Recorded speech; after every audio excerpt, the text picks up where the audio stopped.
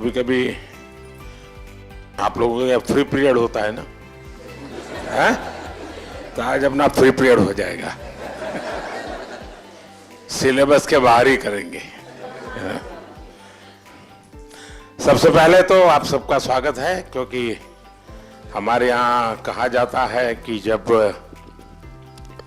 अतिथि आपके घर आते हैं और अतिथि की चरण रज जब आपके घर में पड़ती है तो ईश्वर का रूप होती है। तो आप मेरे यहाँ मेहमान हैं और आपकी चरण रज आज मेरे घर में आई है, तो मैं बहुत भाग्यशाली हूँ। तो उससे इसलिए आप सबका यहाँ आने के लिए बहुत बहुत धन्यवाद। आप एकलव्य स्कूल में है, मतलब ज्यादातर आप आदिवासी बच्चों के बीच में हैं।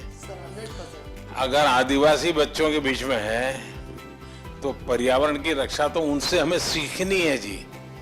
हमें उन्होंने जितनी पर्यावरण की रक्षा की है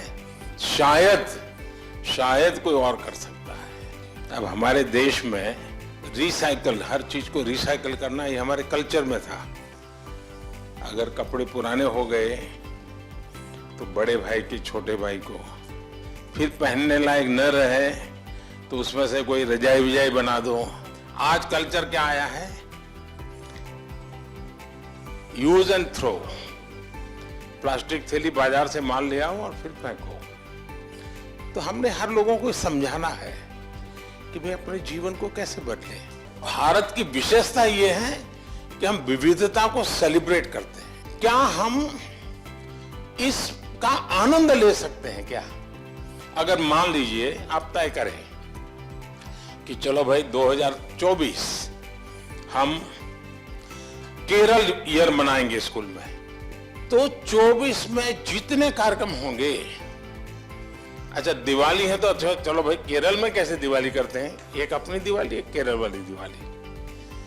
मकर संक्रांति है तो एक अपने वाली एक उनकी। नया साल है तो हमारा और उनका। तो स्कूल के बच्चों को केरल में साल भर क्या क्या होता है वो सीखने को मिलेगा। आप ये मान के चलिए, जो ये कभी आपको ये कहता है कि आज मेरे पास टाइम नहीं है, तो मान के चलिए वो झूठ बोलता है। वो झूठ बोलता है। कभी टाइम की कमी होती ही नहीं जी।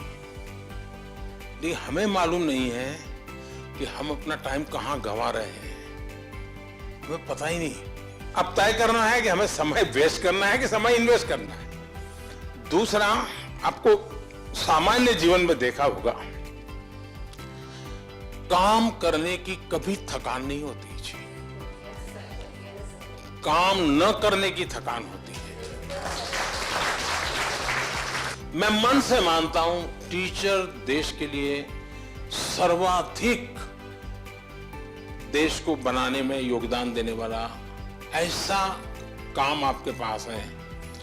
आप देश बदल सकते हैं, जीवन बदल सकते हैं, आप सदी बदल सकते हैं। ये सामर्थ्य आपके अंदर होता है। परमात्मा आपको शक्ति दे। बहुत बहुत धन्यवाद।